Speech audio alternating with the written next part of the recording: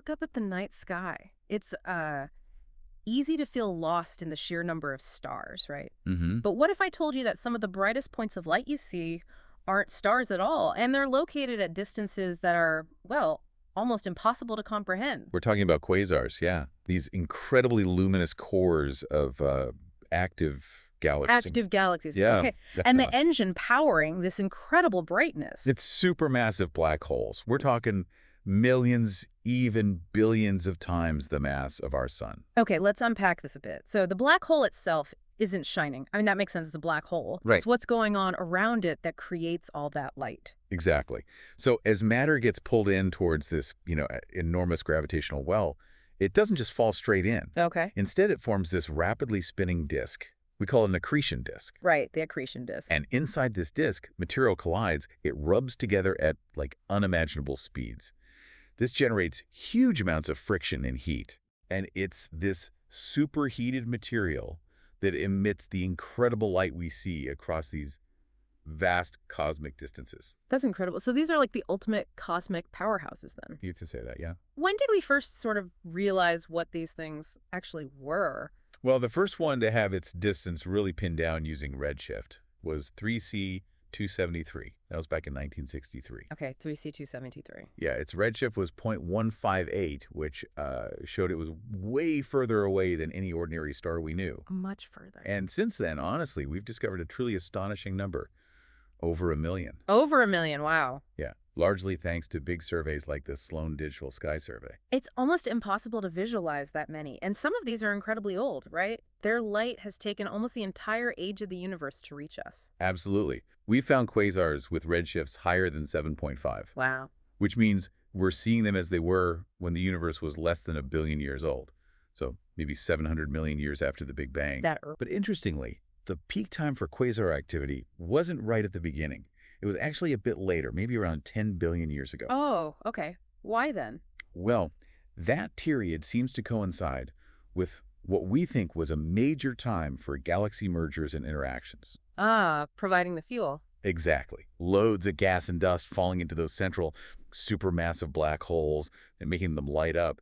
It tells us a lot about how galaxies themselves grew and evolved. So the universe was a much more dynamic place in the centers of galaxies back then. It seems like it, yeah. Now we have the Gaia mission, which is mapping stars with incredible precision.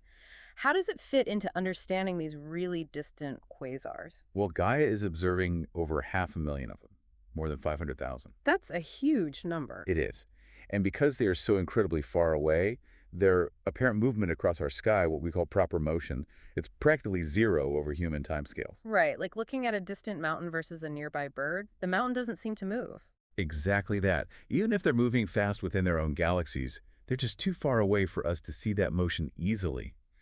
And this makes them invaluable for a very specific purpose. Which is? Defining a highly accurate inertial reference system.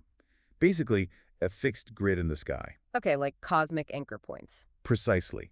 Imagine trying to measure the tiny movements of stars or other objects. You need really stable reference points. Quasars provide that ultimate stable grid. We talk about the details of the reference frame itself elsewhere, but it's absolutely fundamental to Gaia's work. Okay, so they're the ultimate fixed points. But you mentioned Gaia helps us understand other things about them too, beyond just being this sort of cosmic GPS. Oh, definitely. Their sheer brightness makes them fantastic probes of the universe. How so? Well, by studying the light that's traveled for billions of years, we can learn about all the stuff it passed through on its way here.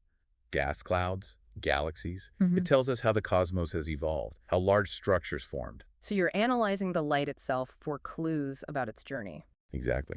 And some quasars also shoot out powerful radio waves or have these incredibly energetic jets of material. Sometimes these jets appear to travel faster than light. We call it superluminal motion. Wait, faster than light? I thought that wasn't possible. It isn't, you're right. It's an optical illusion. It happens when the jet is moving extremely close to the speed of light, and it's pointed almost directly towards us. Relativistic effects make it look faster. Okay. That makes more sense. A trick of perspective and speed. Exactly. And surprisingly, perhaps, some quasars actually exist in physical groups, relatively close to each other, cosmically speaking. That is surprising. You think of them as these solitary powerhouses. But one of the most mind-bending things must be gravitational lensing, right? Their light getting bent. Oh, absolutely. Hundreds of quasars we see actually appear as multiple images. Multiple images of the same quasar. Yes, precisely. Because their light has been bent and magnified by the enormous gravity of a massive galaxy or cluster of galaxies lying directly between us and the quasar. Like looking through the base of a wine glass or something. It's a great analogy, yeah.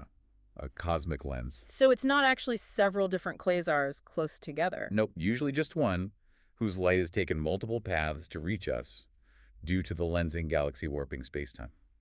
And this isn't just a cool visual effect, is it? You said it's useful. Incredibly useful. By studying these multiple images very carefully, we can learn a ton about both the distant quasar itself and the galaxy that's doing the lensing. Okay, like what?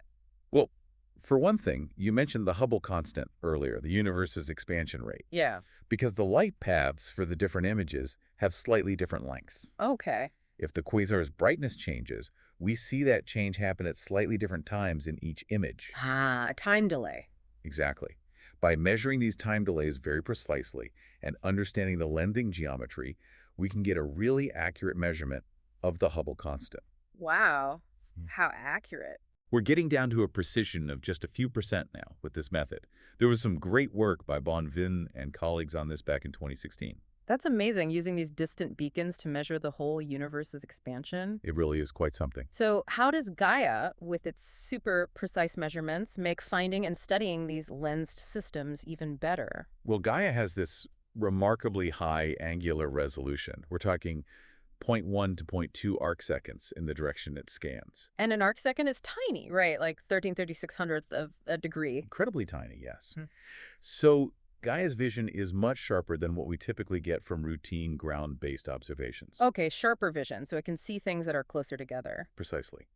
This lets Gaia discover lensed quasars, where the multiple images are separated by less than about 1 arc second. And those are hard to find from the ground. Much harder, yeah. The images often just blur together in ground-based telescopes.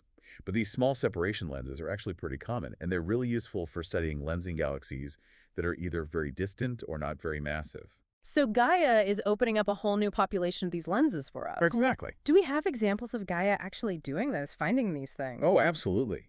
Even from its first data release, DR1, Gaia showed its potential. Lemon and collaborators showed Gaia correctly identify the 3 brightest images in a known 5-image system called PG Ala 115 plus 080. 5 images of one quasar. I saw the picture in the source material. It really gives you that warped, distorted feeling. It does, yeah. It's a classic example. Hmm. And in that same early work, they looked at 49 known lensed quasars with separations under 2 arc seconds. Mm-hmm. Gaia DR1 recovered 8 of those, and it discovered 4 brand new systems with these tiny sub-arc second separations. 4 new ones just like that. Just like that. Based on that early success, they estimated Gaia might eventually find around 1,400 lensed quasars with separations bigger than half an arc second. 1,400, that's a huge leap. A massive leap. And, the discoveries kept coming. Using DR1, Lemon's team found and characterized another 24 systems in 2018. That using DR2, they found another 22 in 2019. It just keeps building. So the basic strategy is looking for multiple, very close points of light in the Gaia data that have the colors and, crucially, the near-zero proper motion expected for quasars. That's definitely one key approach. Huh. But there are other clever ways, too.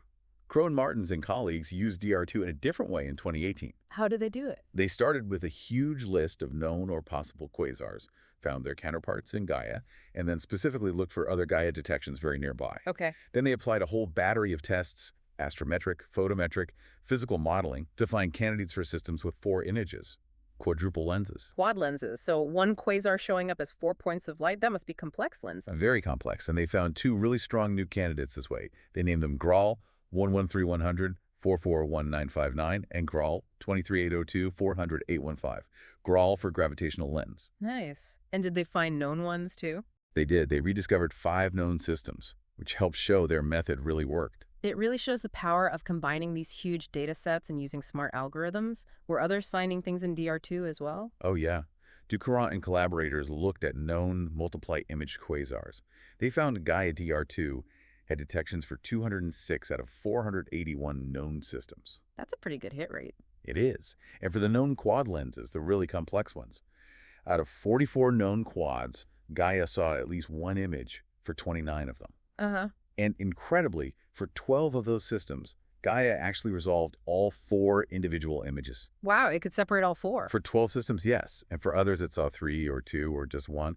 But still, that's incredibly valuable data. So Gaia isn't just finding new ones, it's giving us much better data on the ones we already knew about. Exactly right. That same group showed how incorporating Gaia's super precise position measurements, its astrometry, significantly improved the physical models for a known quad system, HE 04351223. Better models mean better understanding of the lens and the quasar. Absolutely, especially getting the relative positions of the background quasar and the foreground lensing galaxy spot on. Gaia's submilliarc-second precision. That's just transformative for this kind of detailed work. Submilliarc second. That's unbelievably precise. Let's talk about another specific case you mentioned. This 5-image quasar, PSJ 06301201. Right, this one's fascinating. The quasar itself is way out there, redshift 3.34. It was discovered and modeled using Gaia DR1 data by Ostrovsky and colleagues in 2018. And it has 5 images. Well, 4 of them form this specific pattern called a cusp configuration. And Gaia actually detected and measured the brightness of 3 of those cusp images, A, B, and C. So even in that tricky configuration, Gaia picked them out individually. What about the 5th image in the lens itself? For that, they needed follow-up observations. Using the Keck telescope in Hawaii, looking in near-infrared light, they found not just 1, but 2 lensing galaxies involved, G1 and G2. 2 galaxies doing the lensing? Apparently so. Yeah. And they also found that crucial 5th image, image E. Okay, so what's special about having 5 images? Well, having that 5th image, especially a relatively bright one, means you can potentially measure 10 different time delays between all the pairs of images. 10 delays? Yeah, ranging from predicted values of just 1 day up to maybe 245 days. That would be an incredible data set for probing the lensing galaxies and, again, measuring that Hubble constant. Exactly. An amazing natural laboratory. Of course, it's not always perfectly simple. What do you mean? Well, the quasar itself might vary in brightness intrinsically. Or you can get effects called microlensing, where individual stars within the lensing galaxy cause tiny, temporary changes in the brightness of the lensed images. Ah, so extra wiggles in the light curves. Right. And these variations can slightly affect the measured position of the images too. Hmm. So you have to be careful and account for these effects, especially when you're using quasars to define that fundamental reference frame. Bakshan and others have looked into this. Right, always complexities to deal with. So Gaia isn't just finding new things, it's also helping to sort of clean up and verify older lists of quasars. Definitely. Its high accuracy proper motions, remember, quasars should have basically 0 proper motion. And its precise color measurements are fantastic tools for checking candidates from older surveys. So you can weed out things that looked like quasars but were actually stars. Exactly. Yeah. Or confirm things that were uncertain. For instance, Nakanetsny and colleagues used Gaia DR2 data to check about 190,000 quasar candidates from the Kilo-degree survey, KIDS, helped clean up that sample significantly. A kind of cosmic fact-checking. You could call it that. Yeah. Similarly, cross-matching with Gaia DR2 was vital for creating the 5th version of the Large Quasar Astrometric Catalog, LQAC5. That ended up with nearly 600,000 objects, and almost 400,000 of them had Gaia counterparts. Wow. And Gaia DR2 was also heavily used in putting together the final Sloan Digital Sky Survey 4V Quasar catalog that's got over 750,000 confirmed quasars now. High completeness, too. It's our best census yet. It's just incredible how central Gaia has become to all this extragalactic work, and the amount of data it handles must be immense. Oh, it's staggering. Gaia sends back something like 40 to 50 gigabytes of raw data every single day. Every day. Every day. And it's observing billions of sources over and over. You absolutely need mass co-computing power and highly automated machine learning-based methods on the ground just to process it all, classify things, estimate their properties. A huge data challenge. So we've had DR1 and DR2. What did DR3 bring, and what else can we expect going forward? Well, even before DR3 came out, Tilschomber gave us a preview of what to expect back in 2018. A key thing is the low-resolution spectra. Gaia takes the BP and RP spectra. Spectra, so splitting the light into colors. Essentially, yes. Using those spectra, combined with machine learning, they can automatically determine key quasar properties. Redshift? The shape of their continuous light spectrum, the strength of their emission lines. Directly from the Gaia data itself. Exactly. Even just using the broad band colors from DR2, people like Baylor Jones were already developing sophisticated ways to classify quasars and separate them from stars and galaxies statistically. DR3 built massively on that with the spectra. So much richer information on each object, not just position and brightness. Precisely, which allows for much deeper studies. And Gaia's unique abilities are also helping us find types of quasars that were really tough to nail down before. Like what? Really faint ones or really distant ones? Both, but especially the very luminous, very high redshift ones. Before Gaia, finding these was tricky because sometimes their colors look quite similar to nearby faint reddish stars. And there are way more stars than distant quasars. Exactly. So your candidate list would be heavily contaminated, making follow-up observations inefficient. It was hard to pick out the real quasars. But Gaia helps filter them out. Yes, because Gaia gives us those super precise proper motions. Stars move, distant quasars don't appear to. The motion is the key. It's a huge key. You look for things that are red, maybe point-like, but have proper motions consistent with zero. That lets you reject the nearby stellar contaminants. Any great examples of that? Absolutely. A standout is SMSS J215728.213602151. It's at redshift 4.75. Wolf and colleagues used Gaia DR2 proper motions to identify it. And at the time, it was the most luminous known unlensed quasar in the ultraviolet and optical parts of the spectrum. The most luminous known, found using Gaia's motion data. That's fantastic. It really highlights the power of Gaia's astrometry for discovery. And Gaia's even helping us understand the stuff between us and the quasars. You mentioned damped Lyman alpha absorbers? Yes, DLAs. These are big clouds of neutral hydrogen gas, usually in intervening galaxies, that leave a very specific, strong absorption feature in a background quasar spectrum. Okay, like cosmic fog blocking certain light. Kind of, and they're super important because they tell us about the gas content and chemical composition of galaxies across cosmic time, how elements were built up. And how do we find them? Or how does Gaia help? Well, one way to find DLAs is to look for quasars that appear much redder than they should be. Why redder? Because if the DLA system also contains dust, that dust will absorb and scatter the blue light from the quasar more effectively than the red light. So the quasar looks reddened. Like sunset light passing through dusty air. Exactly. So Gaia and collaborators use Gaia DR2 astrometry, again checking for zero proper motion, combined with existing color data, to find a quasar at redshift 2.6 that was strongly reddened. And follow-up spectra confirmed it was being reddened by a dusty DLA system at redshift 2.226. Feinbo and others have found similar examples too. Gaia helps pick out these unusually red, stationary objects, which are prime DLA candidates. It's truly incredible. Gaia, designed primarily to map our Milky Way, is having this huge impact on understanding the most distant objects and even the gas between galaxies. It really is. By the end of 2020, just with DR1 and DR2, there were nearly 100 scientific papers using Gaia data for quasar science, checking old surveys, finding weird objects, classifying lenses, refining that crucial reference frame link. It's clearly revolutionized the field. Absolutely. Yeah. And the quantity and quality of Gaia data, astrometry, photometry, the spectra from DR3 onwards, it just keeps getting better. We're really just scratching the surface, I think. So quasars, they aren't just bright lights far away. They're turning out to be these incredibly versatile tools, right? Illuminating everything from cosmic expansion to galaxy evolution. Precisely. Cosmic lighthouses, probes, standard candles in some ways. They do so much.